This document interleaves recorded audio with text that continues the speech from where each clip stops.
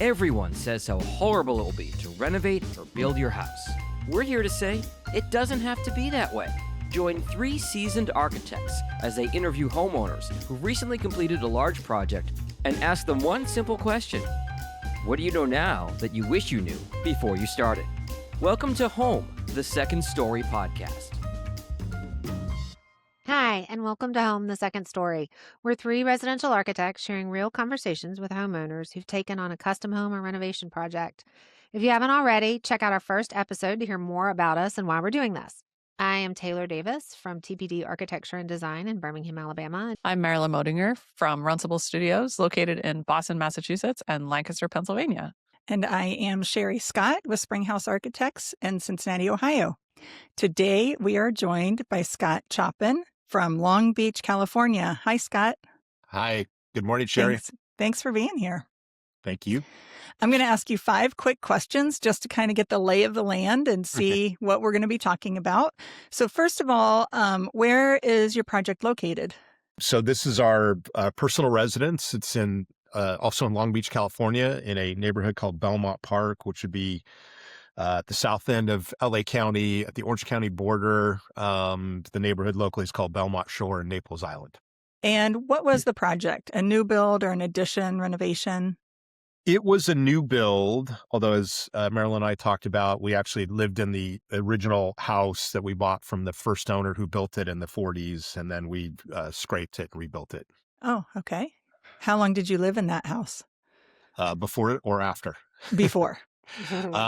Probably like a couple years, I think. Okay. Very quick. Yeah. When did you start your project and when did you move in? Okay, we're going to go into deep history here. So we started in 2004. And sure, if I forget the questions, remind me. But so we started in 2004 and we moved in 2006. So it was about a 2-year period. Okay, great. And what's the size or style? Tell us a little bit about the project. What's it like? So we're in California. So we're, I would say, a very classical Spanish style of, smooth coat stucco, Spanish style, we've got a sort of a turret style front entry. It's 4,600 square feet roughly. We built the house really to house our family, which was growing at that time. So it was myself and my wife and our 3 kids.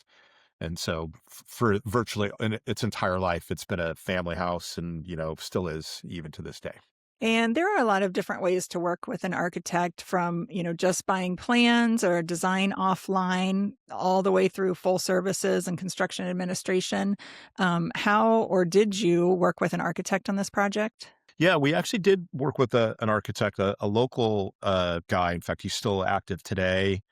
And he was, one of those people that was sort of well known in the local area, right, of people that had rebuilt houses. And as you guys have probably talked to and done yourselves and other guests, you sort of try, as you're thinking about designing the new house, you start to look at other houses and what other work has been done by architects. So we ended up picking this gentleman. It was basically full CDs. Basically, the story is my wife was the one who came up with really what I call the core of the house. And so that's sort of a fairly large family room, kitchen, dining, nook area. And then we sort of built the rest of the house or designed the house around that core. And he did full CDs. And then we did use a general contractor, but because of my, day-to-day job as a, developer, of apartment projects and also providing development service to others, we didn't have any construction administration. In fact, it was interesting. The architect and I sort of, battled a little bit as we were building the house. And, you naturally start to make changes, particularly in the framing, part of the project where we were changing things. Nothing radical. I mean, I'm, wise enough to not go too crazy in making changes. It's a little too late to be doing. But, we rounded off some corners to give, clearance in hallways and did different things like that. But he and I battled a little bit. In fact, I think I still am friendly with him, but I also think it put a little bit of a, little bit of a touch on our relationship. I was probably much more feisty then, which was a long time ago, than I am now. Yep. He would probably blame it on me, but that's fine. The house turned out amazing. It's interesting that you presented it that way, because we try to talk to homeowners that have been in their house for at least a year. And here you've been in 19 years, or did it Mhm. 19 years ago. And it really does lend a different perspective of, Yeah. the choices we make and how we made it all work. So thank you Yeah. for that. Yeah. A year is not long enough to figure out what you would do differently. Yes, 19 is, That's true. probably plenty enough. yeah, Yeah. probably. Yeah, thanks. Yeah, I think that's part of the reason why I was excited to have you on to tell your story, Scott, because so many of our guests have only lived in their house for a short amount of time. I want to go back to the very beginning where you lived in your house for a couple of years before you decided. I think I remember you telling me you got the house and you knew you needed to make some improvements to it. Mhm. But eventually you made the decision that it couldn't be improved as it was or added on to a Right. renovated. You had to start from scratch. Yeah. So can you tell us, like, how did you come to that decision? That's a really good, we didn't talk about that specific question, Marilyn. So I haven't given that much thought. I think the original house, as I said earlier, was built so we bought it from the estate of a woman who had passed away, and it was being sold by her kids, but she was the like original builder, like, undertaking the build out and lived out in that house. And Mhm. so this was 1999 when we bought the house. And it was built in 1940s. So she had lived in it a long time. And Yeah. it was a 3-bedroom, sort of this, I can't describe the architecture. It was almost like it had some streamlined, modern kind of, you know, That sounds fun. That's fun.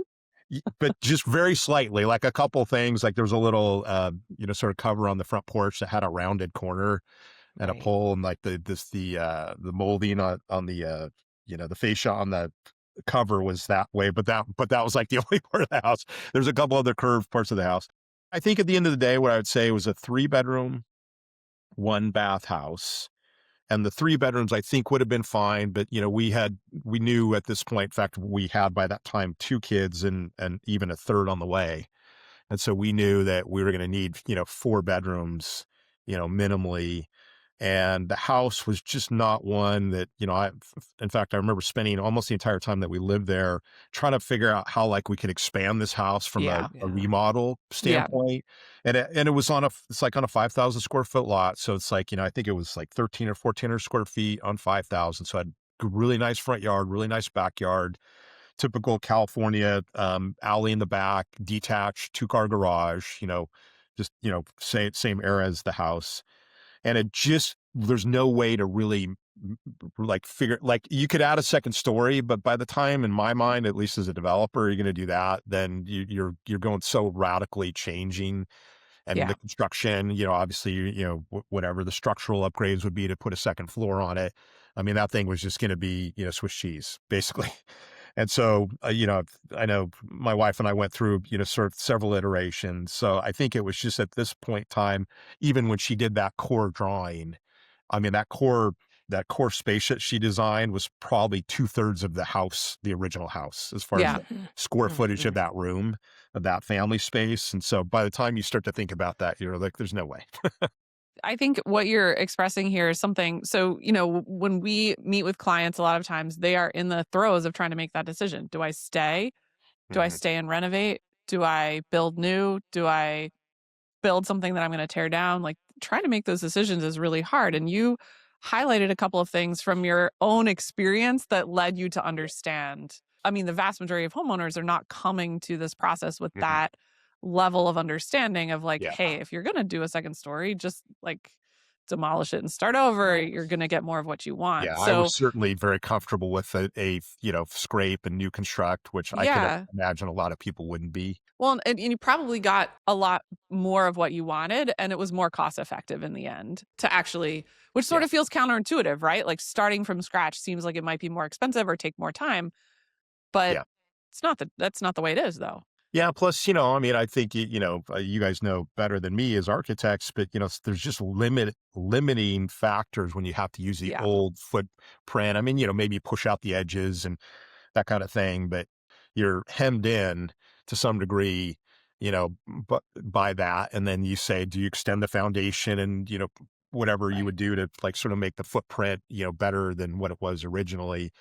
And, I probably didn't think about it super hard because I was so comfortable with new construction. To me, it was a very quick, okay, well, this is a scrape. So we didn't think about it deeply, but again, based on the experience of, having, demoed dozens and dozens of houses, in our own, apartment projects and building new, that was probably just this norm that I was used to, as you suggested. Yeah.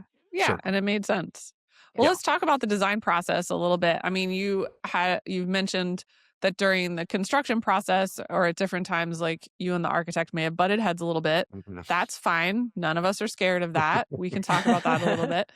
And sometimes from friction, that's where good stuff comes from. And you want to stand up for, what you are, what's important to you and that kind of thing. Yeah. But can you talk a little bit about the design project process, Mhm. especially with, your wife's core drawing? You started with Mhm. that and like Yeah. kind of how you move through the design process. Yeah, we took that core idea and ultimately gave it to the architect that we worked with. I know we had mapped, I'm going off memory here a little bit, but I know we had mapped out other parts of it, like, hey, the Yeah. living room wants to be in the front of the house. And remember my wife wanted like a bigger window that looked out from the living room onto the front yard and the street. And then, we started just, as you lay out and draft, I mean, and, this is how I work as a developer. You take the core idea and give it to the architecture team, and then just say, develop it with these other considerations. I want living room on the ground floor in the front, right? Obviously, that's a natural place for it. And then, the style of the house obviously suggested certain design directions. So as an example, we obviously had the front door at the front. Actually, the GC came up with this. And let me stop for a minute and add, we, by this point in time, had brought the GC in, you know, during the design process because I Ah, knew the him really. critical thing. Yeah. Yep. Yep. Yeah. So good. And it was interesting because he was an architect also. Now, Mm. I didn't You're look to him. surrounded. I know, right? Exactly. And why that's important, which, you guys will know, but for your audience's benefit, it's unusual to have a GC architect combo. We'll just Right. admit that up front. But what I would always look for the GC to help with is to take the architects and us as the owners, ideas and plans, and then start to, filter them through a buildability sort of matrix. Like, okay, can we really do these things that we're suggesting to do? And then also, that GC came up with some ideas of things to change. One consideration that came up is that the way the zoning code in the city of Long Beach, where we live, R1 code, we went fairly aggressively to try to maximize the footprint to the least amount of setback possible. Yeah. So we were very narrow on both sides. And then in the back, the garage, that we have an alley loaded garage, we push the garage face really up as close to the alley as we could. We happen to have a set of power lines on our side of the alley. And so there was an easement that we bumped up against that. And then, the rest of the back was a small backyard. So we started to, sort of lay out all the rooms. Of course, we wanted all the, main bedrooms upstairs, right? The majority of the bathrooms, laundry was upstairs. And then what ends up happening is you start to, sort of bulk out that, okay, family room goes here, living room goes there, dining room's there, bedrooms are here. Then you start to look at what's left over and then, figure out what else you've got to try to fit. So as an example, one of the things that came up was the architect laid out in the upstairs on the front, over a guest bedroom that was on the ground floor next to the living room around on either side of the front door. He had a small room that was really sort of unprogrammed, but it was some space that he had available. And, we hadn't planned on having a gym at the house or was going to be a gym rather. Sorry. It was a gym, but it wasn't a big enough gym. It was going to be like Mm. relatively small. So They're my wife. never big enough, in my opinion. Right. but- Exactly, Ever. right. And, to my wife's great credit, she's like, oh no, like this thing's got to get bigger. So we ended up pushing that front wall out over, to the face of the, that was on the ground floor downstairs in that guest bedroom. So you start to you bulk everything and then you start to fit in everything else that you need. And then you start to adjust, right? Okay, this room's got to get a little bit bigger. You start to think about the dimensions of a laundry room. I want a full size side by side washer. What space do I have left? Do I have a folding table? Can I put a sink in there?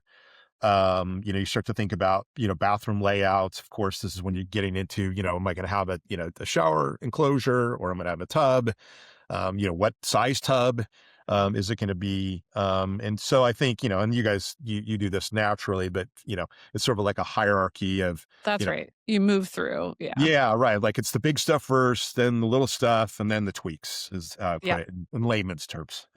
At what point were you massaging all of this? Had you already brought the contractor on, the GC? When we were doing that tweaking part, Yeah. sure is what I mean. Yeah, I'm going off memory here, but I think I remember there's a couple key things that the builder, the GC, came up with Hmm. that were, I won't call them showstoppers, but one of the things that came up is one of the setbacks in the back of the house where our master was. We had a really nice big closet, right? Like sort of his and hers closet. And when we discovered this setback requirement, you couldn't have the second floor right up against the PL of the adjacent. The wall on the ground floor could be at the PL, but then the upper floor had to be set back. And that setback was like a big chunk of our closet. Yeah. Like my wife still gives me crap about it today. She's like, if I had my full closet, so we made the choice, like we could have gone to the zoning administrator in the city of Long Beach, and you do basically it's a staff level public hearing, and waited for that, but we were not wanting to wait. And also I didn't, I'm obviously in my development business day to day, I know the risk of these kind of things. And we were being fairly aggressive in other places. I mean, legally aggressive, but we didn't want to get into this, once you go to the, that kind of a zoning review, then you open up the books on everything. They'll dig into everything. And again, we were legal on everything, but like as an example, the back fence that faces the backyard and the alley, we had made a decision to do the 6-foot height off of a grade that ended up basically the alley wall is like 10 feet tall when you're on the alley side of it. So we'd raised the grade, and, there's a little bit of a gray area, and, sort of like a risk, and, the closet lost. So, so I think sad. Tell your wife I'm sorry. Yeah, right, exactly. She'll appreciate that. So I think to answer your question, Sherry, like, I don't remember exactly when we brought him in, but we hadn't finished the design, and we hadn't finished the plan check and the permitting yet. And he was on board. And of course I would always, you guys would recommend to your clients, bring the GC on like day one, even in the schematic phase. Somewhere during the design, when we have something laid out that we can all sit and look at and talk about. I was also curious if you had worked with that GC before. Just it seems like you trusted him a lot. Yeah, I hadn't worked in the way that you're asking, but he was a family friend, I'd call him. Okay. And he had done, so my dad was also a developer, and this GC had built a lot of apartment buildings for my dad and our family. And then he had actually done my dad's house, which had a lot of actually this similar Spanish elements that we ended up using in our house, typical California. So he was a family friend and highly trusted. And that obviously not everybody can have that benefit. I mean, we didn't even consider, and this is very unusual and I wouldn't recommend it, but because it was such high trust, we did not bid to anybody else. We just went in saying, look, we know what we want. And we'll work, I did require him to get, as many bids per trade as possible, just doing, good construction management practices. But for all intents and purposes, we didn't negotiate, so it would have been sort of a cost plus type, contract. But obviously, based on a highly trusted relationship. Absolutely. And that sort of high trust means that you're getting that payoff in other ways. Like, I think it makes people nervous to imagine that they're not bidding something, or that, how can I trust that I'm getting the best price? Well, if it's someone that and you trust, and that there's a relationship there, then that actually goes a lot further than trying to nickel and dime someone and push hard for lower prices. It's actually sort of counterproductive, which for sure. And that's where we were totally transparent on the sub bids. Yeah. And so, we looked, in fact, the guy's name was, RJ. RJ and I went through every trade bid together and picked them. And, Yeah. we sort of debated. He's like, oh yeah, this guy's low, but I don't like him as much. He's not as reliable. These are subcontractors. So in that case, and you guys know all this, so it's not new for you, but for your audience, you can still get the benefit of, price competitiveness, but it's at the sub level, and you're That's just sort right. of looking through, not even looking through the GC, but it's like you're shoulder to shoulder. You're looking at the subs together. Obviously, most of the subs will probably come from the GC's network of subs. I happen to have just a handful of guys that I knew that brought in, and I don't even know if any of my guys made the made the grade doing the work. I think a couple did, like the demo grading guy, I think he did. But that's a way to, have the, if you didn't have the high trust with the GC, then you go, hey, let's do cost plus, maybe with a GMax, so you got to guarantee maximum price, Right. but then you're open book on all the subs, and then you Yeah. can what all the price, and you even pick it together with them. I'd recommend. Yeah, that's really helpful. So now we've got the design, we've got the GC on board, we've got the price, we're ready to roll. You've knocked down the house. It's time to start putting something back. So, how did that look like day to day for you? How involved were you day to day? You said you had the architect involved. Like, let's hear, how did construction go for you? Yeah. So just high level, I didn't ask the architect to do any construction administration. I think he had to Right, do some basic stuff for Yeah. city permit purposes, but we didn't ask him to do anything beyond that. And that was very normal for me and for us and the business that I'm in. So yeah, we scraped the house. And it's funny because I'm we going to start scraped the calling all house. of my knockdown scrapes. We've never used that word. And now you Why, keep what- saying it, I'm like, that's a really good term. So scrape is the word you don't normally use? We don't use that in Alabama. So, but now I'm going to inject Right. that into the local vocabulary. I'm going to Yeah, talk about right. scraping it. Yeah. In here in California, we call it the full scrape or full Oh, There scrape. you yeah. go. Okay, I'm totally using that. Sorry, I totally interrupted, but No, that's fine. That's this is great. a light bulb. There's often cultural exchange that happens here Yeah. in the there you second go. story Sorry. because we're, coast to coast, all over the place. Like Yeah, we use right. different terms. So it's Local good. vernacular. Well, it's true. I mean, you got to use the right term. Otherwise, you may have some Yeah. confusion. Like, what do you That's mean? right. That's right. Exactly. So we, did the demo, foundation, everything out. So we had, dirt site, and then they started to do the over-X and recompact, basically, pulling, 3 to 5 feet of the soil out and recompacting it. And it rained a ton, right? And we're in California, so it doesn't really rain all that much. And I don't remember exactly, but it rained for like days on end. Okay, fine. It's January, I think, if I remember correctly, when this was happening. So we were like right in the middle of, winter season grading, opening up the site, which is the worst time to do it, of course. Yeah. And the guy who did the grading, he brought out a really old, like a D4 Caterpillar, like, a bulldozer. And he was out there, and the soil was so wet that he ended up sinking the bulldozer, like all the way up to like the dry, if anybody knows the sort of a Caterpillar. And this is an old one with no cover on the top. So just the seat, right? Like old school. And it went up to the seat. Oh, And so gosh. the tracks were fully buried. Yeah. And so I get the call, and I wasn't out there today, but I tried to go by, drive by every day I could. My office is local, so I got a chance to go by fairly often. But I go by there, and this tractor is sunk. And so we're, in fact, the grading guy was standing, as construction guys do, they're all sort of standing around the tractor staring at it. Like, We've the all seen that GC was plenty of there, times. the grading guy, Yeah. Head to somebody the else side, maybe. like, Yeah. Everyone, right. everyone's standing with their arms across, Like going, this. Like "Whoa, what are we gonna pondering do this now?" situation. And so they brought out an excavator, and they almost sunk that too. Like it was reaching into the site and had tracks on the dirt, and it started to sink. So they were like stuck. I mean, literally, it was like they didn't know how they would get out. Like normally you'd have, one piece of equipment pull the other piece of equipment out, but it was so muddy that the suction on the tracks was just not. So we ended up basically having to let the site dry for like weeks. This is why it's such a big deal. And it rained some more. And then they came out and they excavated. Basically, what they ended up doing is they had to dig a big hole around the tractor, around the bulldozer, enough for it to then you could pull it out. And there was like no, it's like you sort of pulled it out into open space. And I think they opened up the pit.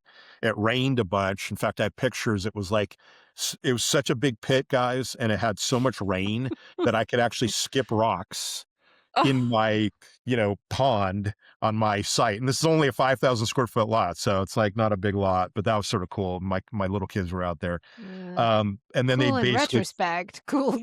Probably Cool a in little bit. retrospect. at the Cool time in I was like, retrospect. we were like, what's happening? But we ended up basically, they poured like, I don't know how many cubic yards of gravel in the bottom of that pit, after the water dried up a little bit, to be able to then pull that tractor out onto the gravel, which wouldn't sink as much. And then they finally got it out. But I mean, we ended up, I don't remember exactly, but it was like 3 or 4 weeks of, being stuck. And, I probably could have pushed them a little bit harder, but, it wasn't exactly in a big hurry because we were still in the winter and the rain was still happening. So it wasn't like you could pull it out and instantaneously go back to work because it still needed to dry out somewhere. So anyways, war story, Maryland. So Well, but I'm sort of curious about this. Like, I know that you're in the business, so you might have a bit of a different take on some of this, but how did it feel to you? And or how would you advise someone who's new to this? Like, you're about to embark on a very expensive thing, and you're watching all of this happen on like day 1 or day 2. Day 1 was a scrape. Day 2 is the excavator sinking into the mud. Like, how does that feel? Like, how do you advise people to like, or how did you coach yourself or your family or whatever to like, we're going to get through this?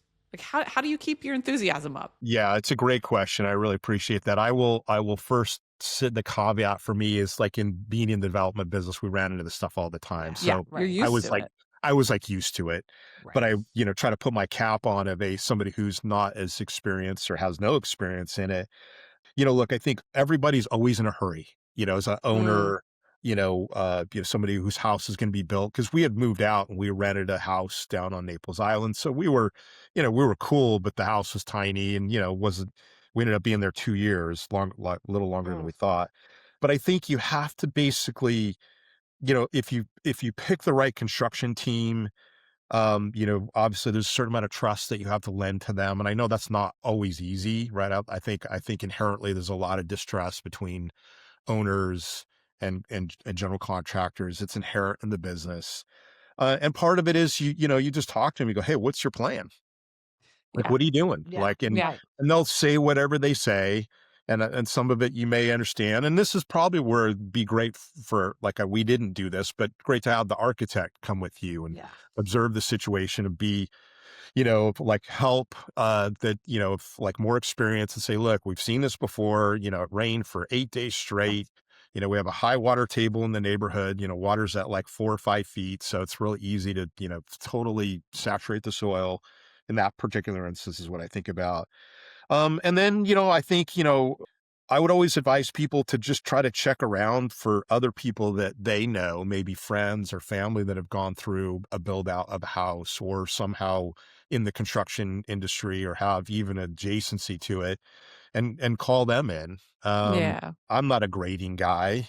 When the tractor sunk, I was like, okay, well, that's crazy. I've never seen that before. It's a new one. But you sort of, to me, at least it was logical. You go, okay, gosh, man, it rained a ton. And that, in fact, the GC, of course, who I trusted, I'm like, dude, what's going on? He's like, oh man, that, water table's high, all these kind of things, which we knew ahead of time. So I don't know, Marilyn, if that answers your question. No, it's great. Yeah, that's helpful. I mean, I think that whether it's yourself, whether you're drawing your own experience or whether your advice is to find people who've been through it before. I mean, that's, spoiler alert, why we're doing this podcast, right? Is to help provide that help and those voices of, hey, we've been through this, you can do it too. I'll offer, and Marilyn, you and I met through Twitter, not that I'm here to sell, or upsell Twitter or X.com, but I think back then we didn't have social media. And we didn't have YouTube, right? I mean, so one thing you could do is even just go, tractor sunk on my house, parcel, and see who else has, gone through this. It's got to be there, right? It's so obscure. It sounds ridiculous to think that search term, but I bet money there is somebody who's filmed that. And they're like, holy smokes, tractor sunk on my house. And then social media, I think could be interesting, just to see who's out there, who's in that, I think in this instance, in the residential custom home or, spec custom home environment, other general contractors, even other subcontractors. I think there's a lot of resources in the social media, resources being the people with the knowledge, that you could just go, type in a search term and on Twitter and come up with people that are, all over the nation. I mean, as you guys are, all over the place. So that's a huge asset that we didn't have at the time. I could have gone to the library, I suppose, but I don't think there's any books on that particular subject matter back then. Right. Well, and it's interesting, the perspective of it's always something new, right? We've all been in this business for a long time, and I'm shocked that almost every project, there's always something new and always something to figure out and to learn. So the more trusted people you have around you to stand at the site and cross your arms and talk it through, the better. I'll have to share just very briefly. So in our development services division, I have this terminology called strategy plus problem solving.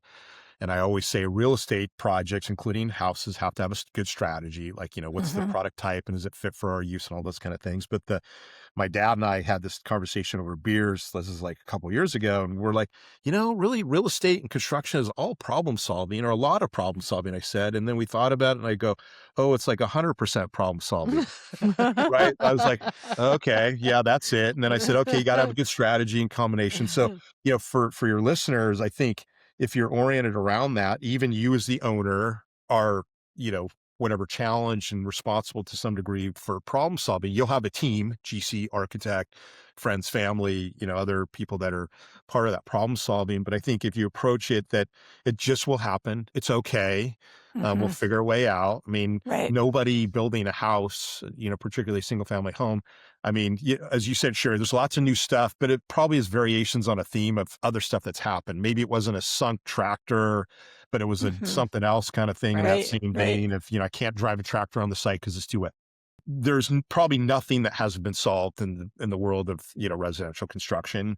And so it's just, figuring out who knows about that and can, advise you in that particular moment. Absolutely.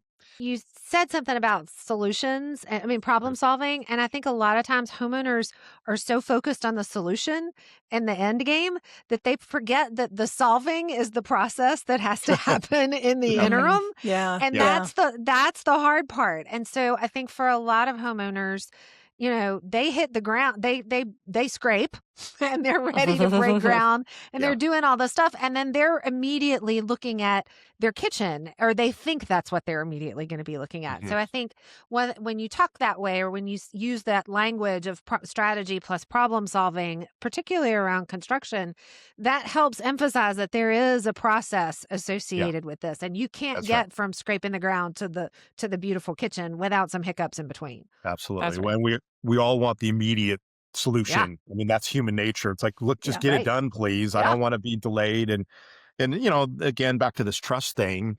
If you are already in the non-trusting mode, then you still want the solution. Plus you're not trusting. Well, then the process becomes a challenge. Right. Like you're not trusting that this person, and look, it happens. We also know that, the construction business is inherent with people who aren't, fully capable, and part of that's, hiring a good GC with that kind of background and experience in that product type. And also the subcontractors, we do all this, I'll offer all the time in our development business. We build all of our apartments in house. So we have like our own construction CMs and superintendents and people that bid and all that kind of stuff. But I always advise people, I go, make sure that your architect and your GC and whoever's doing your project have a vast, deep background in that particular product type. In that area. And then even geographically, right? Like, we talked about, whatever soils conditions, expansive soil is always it's a fun one. But I see it all the time, and you guys probably do too. Like I have friends that have picked like on apartment projects, the wrong architect. And I told them, I go, look, sorry that your friend, this person, GC, architect, whoever it is never done this. They're trying to take a residential spec home guy, do, a mid-rise apartment project. I said, that's going to not go well. It's not going to work. Yeah. Not going to go well. Well, I think as we're coming in to our sort of big question, I want to ask one more question though, which is because you in the sort of group of interviews we've done so far have a unique position. I think you're the person who's lived in the house the longest after you've done the project. Yeah. So I'm just curious, one thing that you mentioned when we had our pre-interview was that you've learned things that about long-term maintenance, about making Yeah. decisions about long-term materials or systems. Many of our clients and many homeowners are making these decisions because it's their forever home. They're moving in and that's it. So for you've done that. So what are some of those material decisions or system decisions that you made that you feel really good about? Yeah. And what are some that you wish you would have Yeah. done differently? It's funny that you bring that. I know we talked about this, Meryl, but I just like the other day, I was like, I'm surprised that some things in our house have lasted as long as they've lasted. 19 years. Like we're just now replacing some things. And I'm like, man, it's really that thing that lasted for 19 years. I never would have thought it. And with 3 kids. Like, And with 3 kids, full yeah. family house, Yeah. I mean, things like things that pop up that we bought the best that we could at the time would be like plumbing fixtures, shower heads, Yeah. bathtub, tile choices, and I mean, obviously every tile is going to be grouted, but obviously that's becomes a long-term maintenance issue. And that stuff's starting to need to be replaced. And this is, oh, by the way, one piece of advice, and you guys probably do this. Keep really, really good records of all your plumbing fixtures that you bought and tubs and every appliance, and even stuff like, the type of switches that you bought. And I'm in our house, we did a really fancy, brain controlled, low voltage switching system, which was great at the time. And that's another surprise that this stuff has lasted that long. But now the switches are starting to go out, and the switches work only with that particular brain. And now I'm in this mode. I go, oh, I either got to replace switch by switch. I can't get them anymore, or I got to do the whole thing, which, man, it's thousands and thousands of dollars to do that. So keep really good records. I mean, way beyond what you would think, because someday you're going to have to show a plumber how to replace a faucet, body valve that was made in Italy and needs a new hose, and the threads can't be found in the United States. I mean, this kind of literally, I'm on the internet searching around. That's also a little plug for buying brands that are well known. Like if you get Kohler stuff or whatever, I'm not on here trying to plug a certain brand, but if you get brands that are well known or well established, then that helps. Agreed. And we wanted obviously stuff that looked great. Like what ends up happening, in fact, how we arrived at the Italian faucet bodies, we went to the plumbing supplies, the showroom, and, we picked stuff that looked good. And, obviously it sounds cool to have stuff from Italy, but, we all know that, sourcing replacement parts, and, if it's a year out, you're probably not a big deal. Yeah. But then but you're 20 years out. 20 years out like that. I even talked to the plumber, and he's like, I don't know how to find this hose that fits in your, valve body.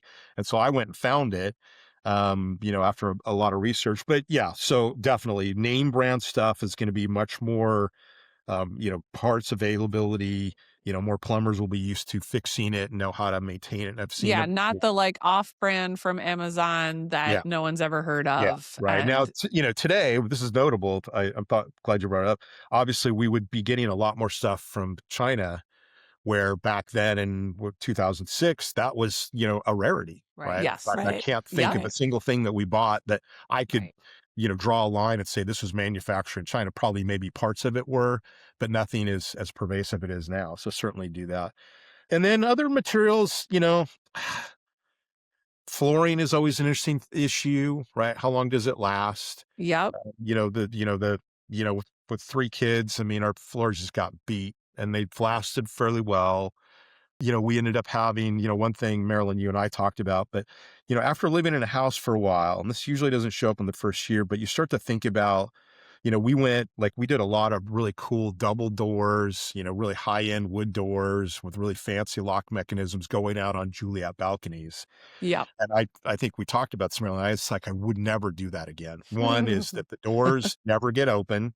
And so window would have sufficed easily. And then Juliet balconies, and, just balconies and decks in general are, they get hammered and being out. And we're in California. It's not even maybe the sun is more enemy than rain and wet. But all of our decks are, the deck edges are starting to peel up. It's like a Dexatec, cementous kind of, stuff. But it got old and brittle and Yeah. sun damage, and it's starting to, pull up on the edges and under, exposing the, sort of the subfloor, sheeting underneath. Which, look, after 19 years, that's going to happen. Like, I'm not. Yeah. I mean, a good run, Yeah, for right, exactly. Probably another one that we said, Right. gosh, it lasted longer than we would have thought. But, Yeah. you just start to get, and we're definitely in the last probably 5 years starting to come. I think we're on our, third, tankless hot water heater. yeah.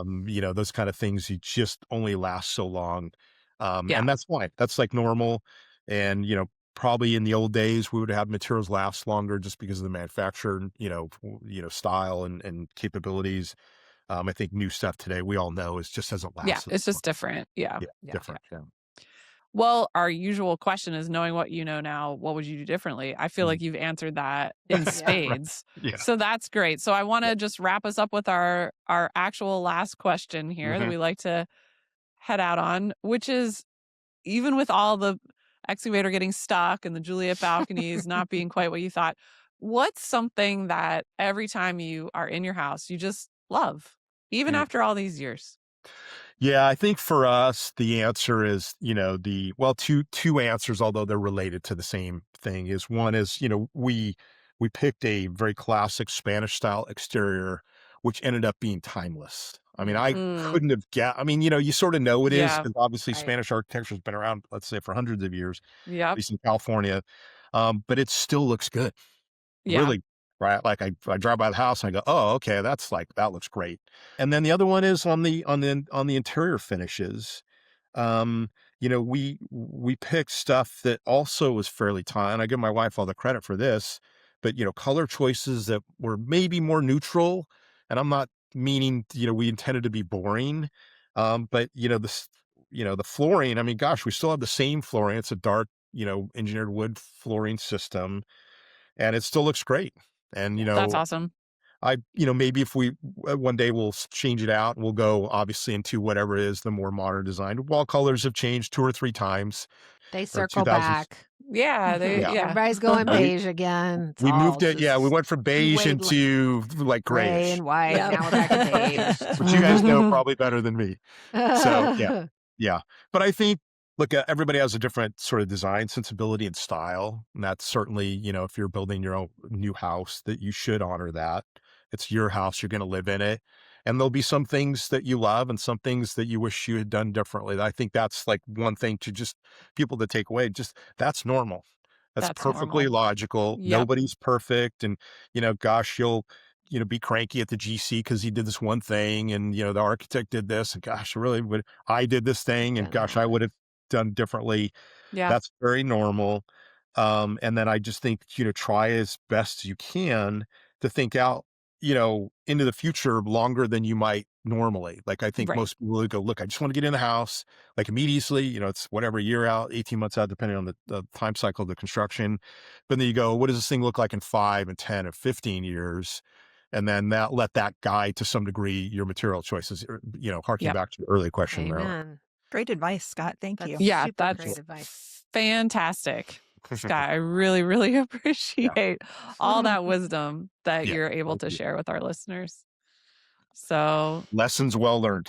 lessons well learned. And Well, tested. thank you. That's what I like too, Yes. is that it's been Yeah. tested. That's right. Right. It's been Yep. lived. Yeah. Yes. Lived. Lived Yeah. hard. Yeah. Lives Right. hard. Well, thank you so much, Scott. I really appreciate your time today. And our listeners will get so much out of the insights that you shared with us today. Yeah. Appreciate it. He was a great guest. I love the passage of time. I think that's such Yeah. an important thing and is such a nice, refreshing change for our listeners to hear something that's not just a recent thing, but somebody who's been in it 20 years and still likes it. Yeah. Mhm. And is And thinking has about the stayed. next, and has Yeah. stayed there and is thinking about the Yeah. next round. And Yeah. I think, I would love to. I'm putting this out there to our listeners. If you've lived in your house, it doesn't have to be a recent project. If you've done a Right. project in the last 20 or 30 years, great. Give us a call. We'd love to hear that too. Because I think those insights, especially about, oh, we've had to replace the water heater a couple times, but that's normal. The flooring is worn like this, or these are the decisions we would make differently. That hits different when you're looking back over a lifetime of raising 3 kids in the space and now, having kids in their 20s coming home or whatever. Like, Yeah, especially the selections that they made, the hard selections that you don't change very often, they were still happy with. Yep, absolutely. I liked when he was talking about, all the sort of disasters happening, what the excavators and all this Right, stuff. yeah. That I was waiting for him to say they just poured concrete over the top of it, and that was the and basement. just called it a day. I was kind of waiting It's a for good that. foundation. I mean, seismically, it might be slightly problematic. But, he was starting to say, everyone's always in a hurry.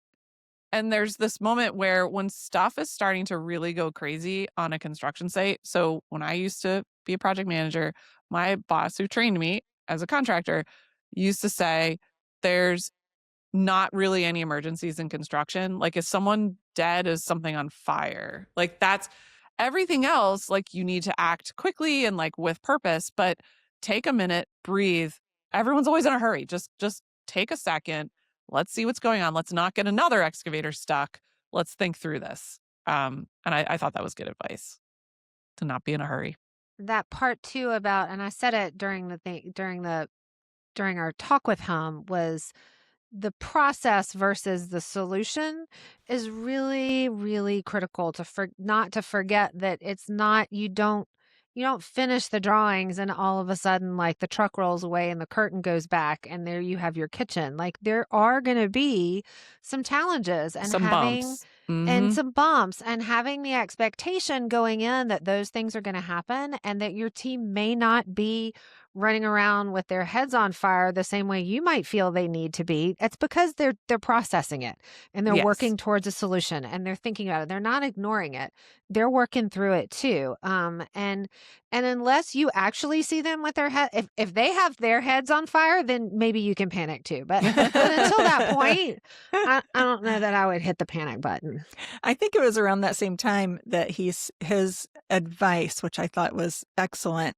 I'm sure what we all intuitively do, but for the homeowner to approach the subject asking, what's your plan?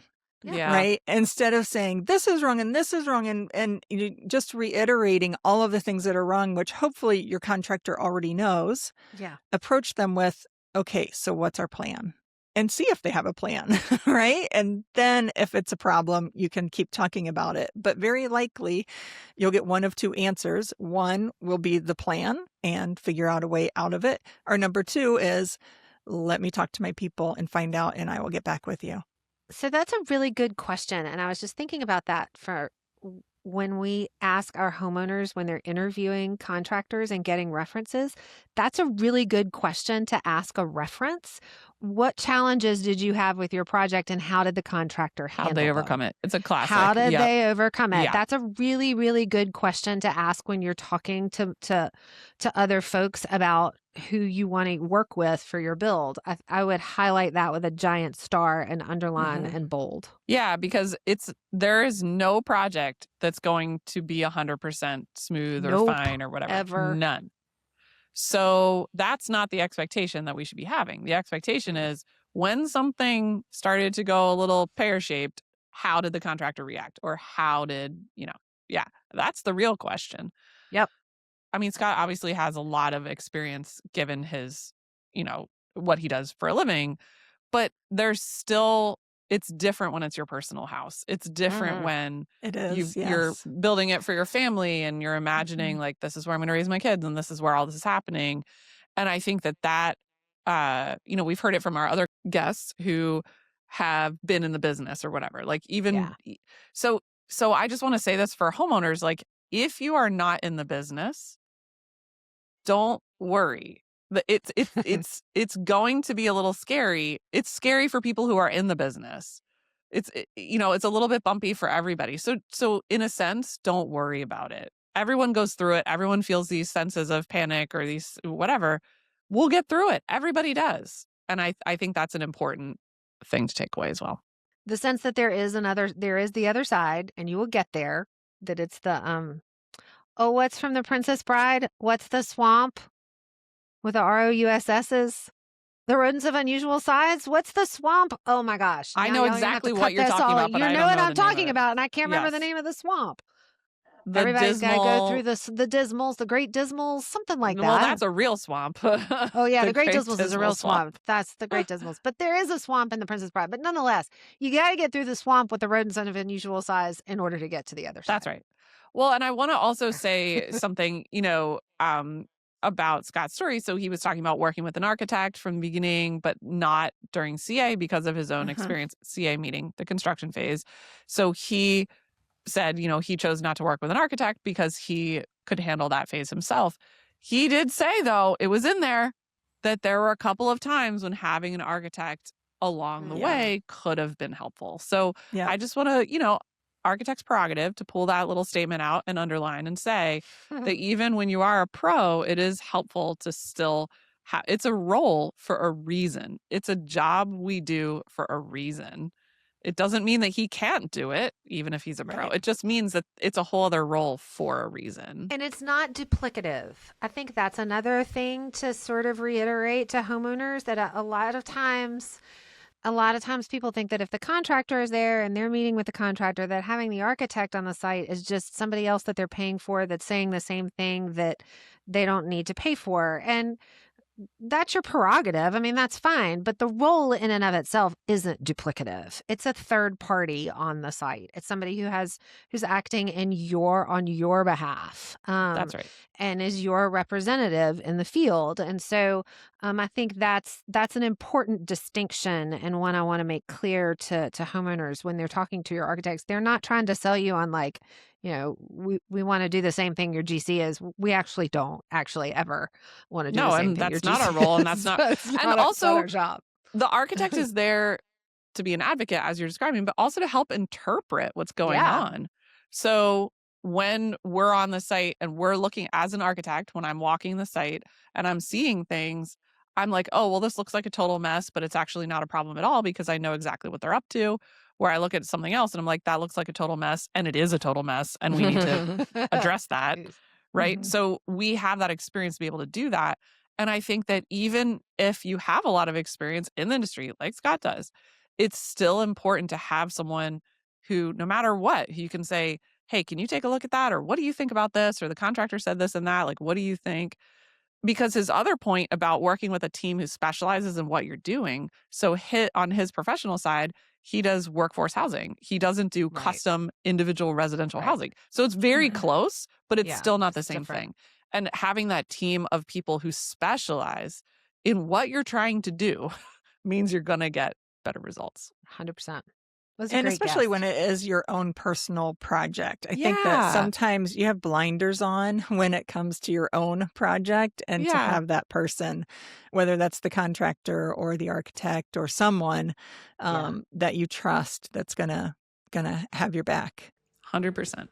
The other thing that he mentioned that he loves about his house is the design of it, the exterior design and the style, which is great. I just love to hear that. Yeah. Well, and the timelessness of it, to say like every time you pull up to your house, you just like, I love my house. Yeah. And for different reasons, right? Like he loves it because it's timeless. I mean, we do a lot of modern architecture, and which can also be timeless. I know, which I hope that people feel the same about that. Like, it doesn't have to be traditional to be timeless. That's exactly right. I think we should end on that note. It's a good note. Mic drop. Thanks for joining us on Home the Second Story. If you'd like to come on the show and share your story, please email us at admin@htsspodcast.com. We'd love to have you as a guest. For more inspiring homeowner stories and tips, we'll see you next time. Thanks for listening to Home, the Second Story podcast. Feel free to share this episode with a friend. Contact information for all three of our architects are in our show notes. And don't miss future episodes. Follow or subscribe to our show for free in Apple, Spotify, YouTube, or wherever you're listening right now.